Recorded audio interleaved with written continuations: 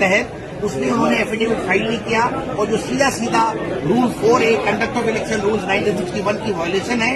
इन्होंने क्या किया, इन्होंने सारे कॉलम उड़ा दिए और 2 कॉलम केवल अपना और अपनी पत्नी के बारे में इन्होंने जानकारी उपलब्ध कराई। और जवाब में एक नया एफिडेविट सारी त्रुटियों को ठीक करके फाइल कर दिया, जो कि एक गैर कानूनी है। तो वो एक गुजरात पेट कोर्ट के डायरेक्टर हैं, उनके बारे में कोई जानकारी नहीं थी। उनका दिल्ली में एक फ्लैट है CWG कॉमनवेल्थ गेम्स विलेज में, उसके बारे में कोई जानकारी नहीं। नॉमिनेशन की प्रक्रिया के दौरान कल जब स्क्रूटनी हो रहा था तो स्क्रूटनी में 3 कैंडिडेट राज्यसभा के जो अभ्यर्थी थे, उन्होंने नॉमिनेशन नामांकन पत्र भरे थे। उसमें पहले झारखंड मुक्ति मोर्चा के जो हमारे अभ्यर्थी थे उनका एक्सेप्ट हुआ।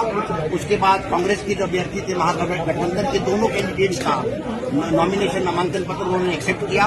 और जब एक इंडिपेंडेंट कैंडिडेट है परिमल नाथवानी, उनका जब नॉमिनेशन आया तो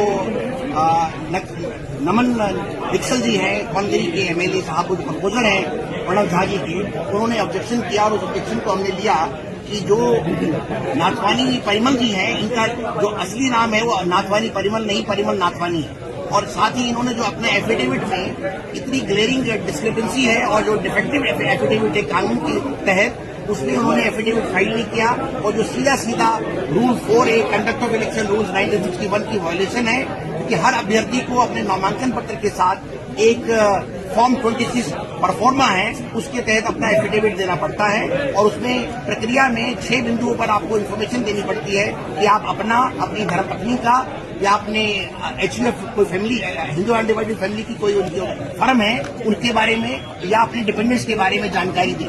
इसमें इन्होंने क्या किया, इन्होंने सारे कॉलम उड़ा दिए और 2 कॉलम केवल अपना और अपनी पत्नी के बारे में इन्होंने जानकारी उपलब्ध कराई, जो कि आपके सब दीर्घा में लगा हुआ और इंटरनेट पर भी उपलब्ध है।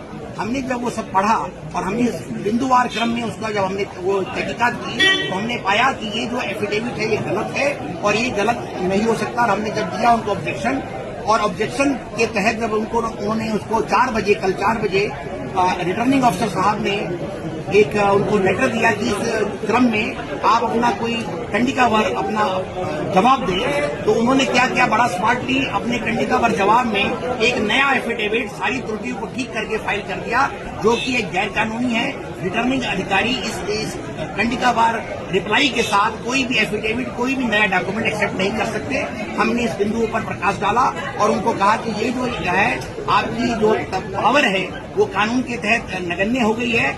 आपको केवल और केवल 36 सेक्शन के तहत जो रिप्रेजेंटेशन ऑफ पीपल एक्ट है, स्क्रूटनी के टाइम में केवल और केवल स्क्रूटनी करना है। आप किसी प्रकार का कोई भी नया डॉक्यूमेंट नहीं दे सकते। और अभी जब सारा बहस किया, उन्होंने कंसीलमेंट किया, सप्रेशन ऑफ मटेरियल फैक्ट है कि वो एक गुजरात पेट कोर्ट के डायरेक्टर हैं, उनके बारे में कोई जानकारी नहीं थी। उनका दिल्ली में एक फ्लैट है CWG कॉमनवेल्थ गेम्स विलेज में, उसके बारे में कोई जानकारी नहीं थी। वो जानकारी उनके पिछले एफिडेविट में उपलब्ध है।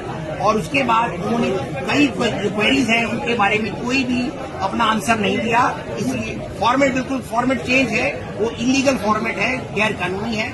और हमें आशा है कि जो होना चाहिए वो उनका नामांकन रद्द होना चाहिए।